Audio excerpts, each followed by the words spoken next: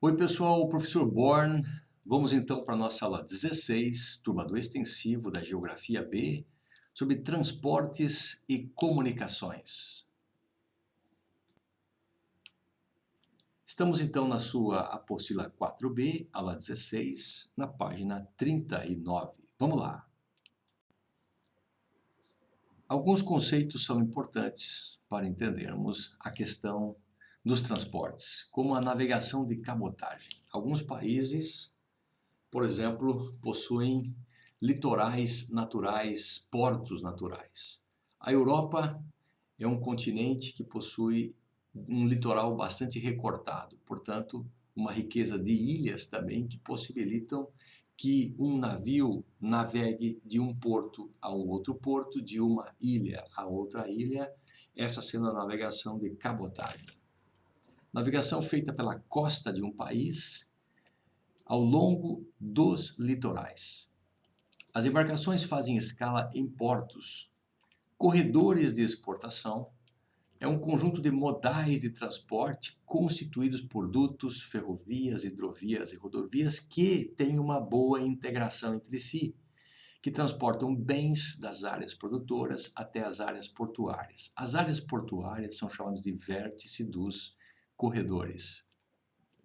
A exclusão digital é o analfabetismo digital, ou seja, a incapacidade de trabalhar com computadores ou outro equipamento de informática por falta de domínio da linguagem. Baldeação, troca de cargas ou pessoas de um transporte para o outro. Se alguém vai fazer uma escala de avião para num aeroporto troca de aeronave, isso é a baldeação.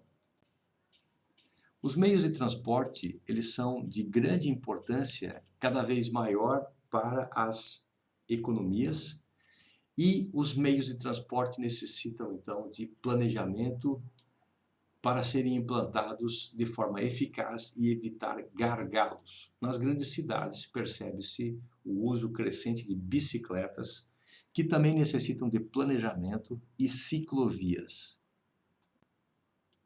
Os modais de transporte precisam comunicar-se, conversar entre si. Quando as cargas chegam nos grandes navios, necessitam de uma rápida carga e descarga e serem transportados ou por trens, ou por caminhões, ou por avião, pelas vias de um país, com máxima eficácia, reduzindo, portanto, custos. Os modais de transporte, os diferentes modais de transporte precisam ser bem planejados para se integrarem com rapidez, dissolvendo gargalos. Transportes terrestres são os mais utilizados no mundo até hoje. Divide-se em ferroviários e rodoviários. Os navios, quando atracam nos portos, necessitam de carga e descarga e muitas vezes eles possuem seu próprio sistema de carga e descarga para poder ser mais eficaz. Os modais de transporte. Primeira ferrovia do mundo aconteceu então em 1825, transporte de carvão, entre as cidades de Stockton e Darlington, de 60 km, pelo engenheiro inglês George Stephenson. Essa aqui então, 1825, foi a primeira ferrovia utilizada no mundo, lá na Inglaterra, para transportar carvão de uma área para outra. As ferrovias possui um custo elevado de construção. Um trem ele não consegue fazer grandes ascensões no relevo, não consegue subir morro, por exemplo, necessitando de um planejamento de uma área retilínea com poucas curvas de pequeno ângulo. E para atravessar um vale ou uma elevação, um morro, necessitam de túneis, necessitam de pontes, daí o elevado custo na sua construção. É um veículo seguro, rápido, com capacidade de carga elevada e custo operacional mais simplificado. Países desenvolvidos de grande área utilizam as ferrovias como principais deslocamentos das cargas pesadas para grandes distâncias, diminuindo os custos do país. O Japão e países da União Europeia utilizam ferrovias de grande velocidade para deslocamento tanto de pessoas como de cargas. Os sistemas de metrôs subterrâneos e de superfície, assim como bondes, também são solução para o deslocamento de massa com baixo custo e baixo trânsito. Uma das ferrovias que conectam países de grande dimensão, por exemplo, como a Rússia, conectando Moscou a Vladivostok, com mais de 9.000 quilômetros, é a chamada então de ferrovia transsiberiana. As ferrovias no Brasil. O Brasil optou pelo modal mais caro e de menor velocidade para transportar as cargas pelo país, o que aumenta o custo do Brasil, tornando-nos menos competitivos. O Brasil optou pelas rodovias. A primeira ferrovia do Brasil foi a Baronesa, por obra do Barão de Mauá, em 1854, no governo de Dom Pedro II, que foi restaurada essa Baronesa. O Brasil possui 28.000 quilômetros de ferrovias, mas apenas 8.000 estão operacionais atualmente. A Rede Ferroviária Federal Sociedade Anônima foi criada no ano de 1957 por Juscelino Kubitschek e foi privatizada em 1999 no governo do presidente Fernando Henrique Cardoso. A privatização da Rede Ferroviária Federal Sociedade Anônima objetivou reformular o transporte ferroviário.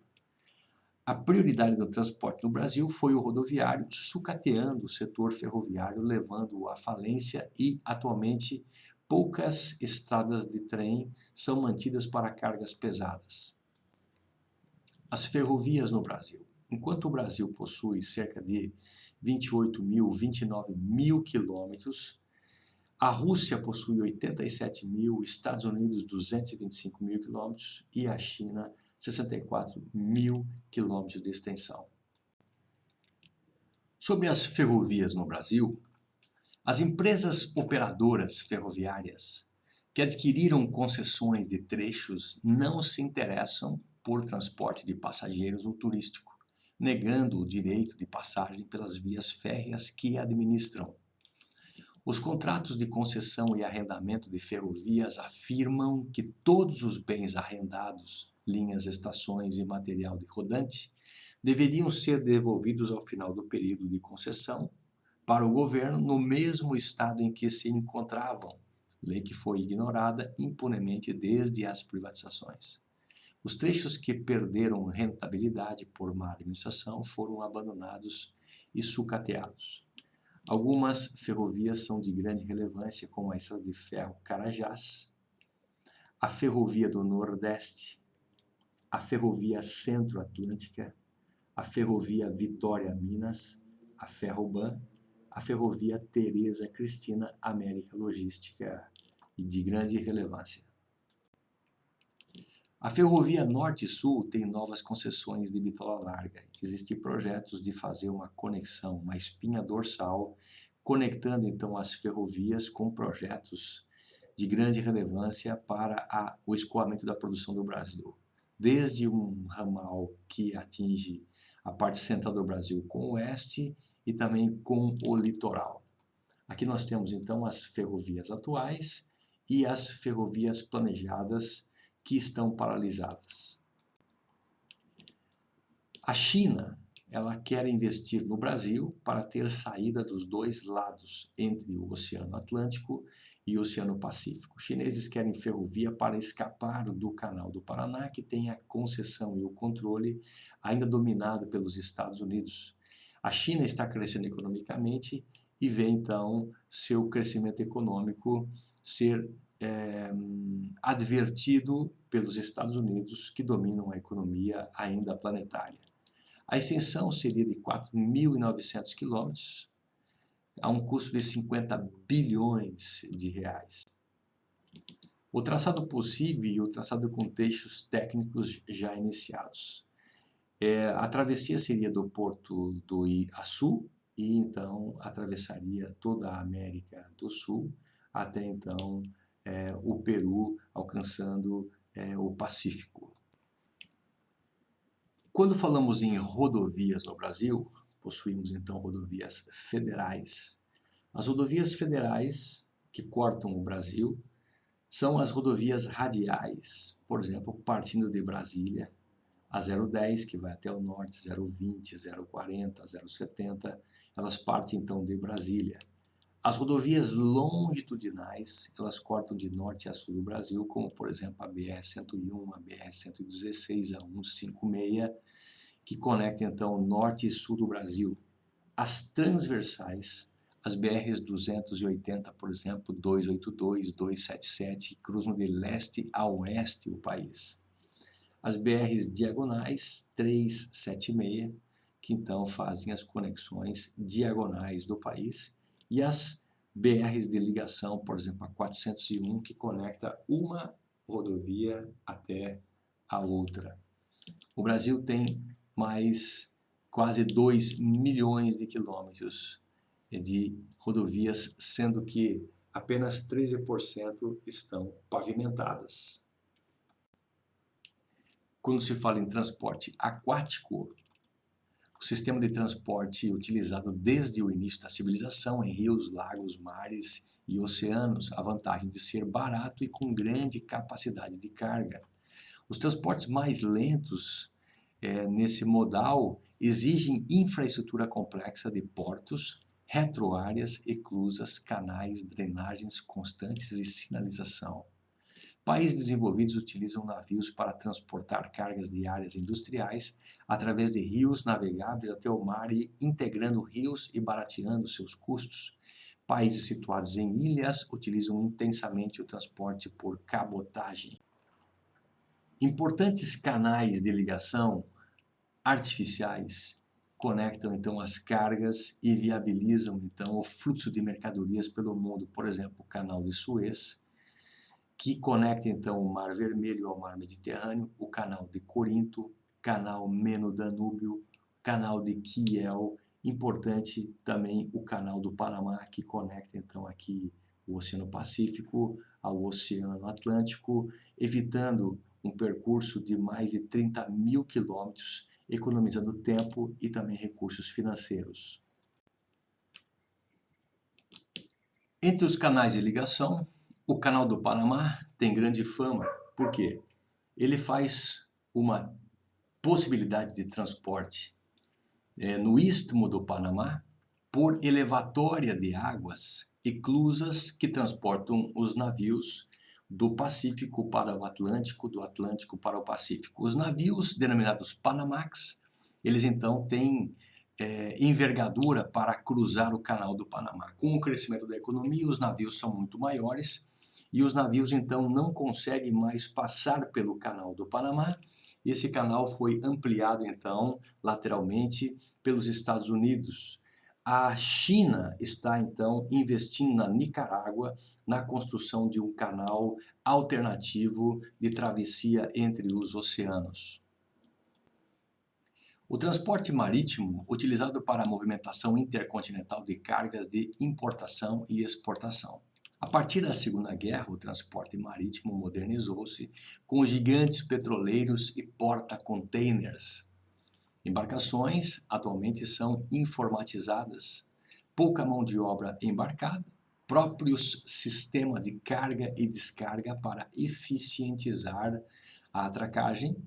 Com o crescimento econômico do Japão, China, Coreia do Sul, Índia e outros, o Pacífico tornou-se o oceano mais movimentado.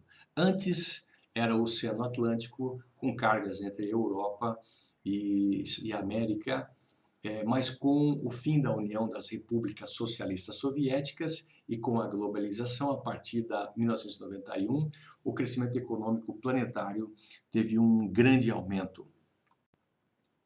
O transporte marítimo no Brasil são de cargas intercontinentais, elevado custo e enfrenta diversos gargalos. Necessita de investimento e de modernização. 95% das exportações do Brasil são feitas pelas áreas portuárias. O transporte fluvial é o mais barato de todos, só que exige rios caudalosos e de planície exorreica, ou seja, rios que correm para o mar. Rios Mississippi é um de grande importância nos Estados Unidos, o rio São Lourenço entre Estados Unidos e Canadá, com saída dos grandes lagos para o Oceano Atlântico, o rio Amazonas, que é um dos grandes rios, só que não está no centro econômico do Brasil, mas ele tem uma grande utilização.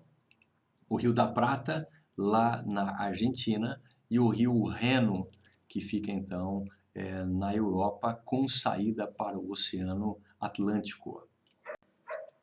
O transporte aéreo, ele é um sistema de transporte mais rápido, transporte de elevado custo, mais utilizado para transporte de passageiros entre continentes. Atualmente também se transporta cargas. No Brasil, é mais utilizado para transporte de passageiros entre países e continentes e internamente para transporte de executivos. Pelo elevado custo, não é utilizado pela maioria da população. Então, pessoal, falamos sobre transportes e comunicação, Geografia B, aula 16, na página 39. Ficamos por aqui. Até a próxima aula. É isso aí.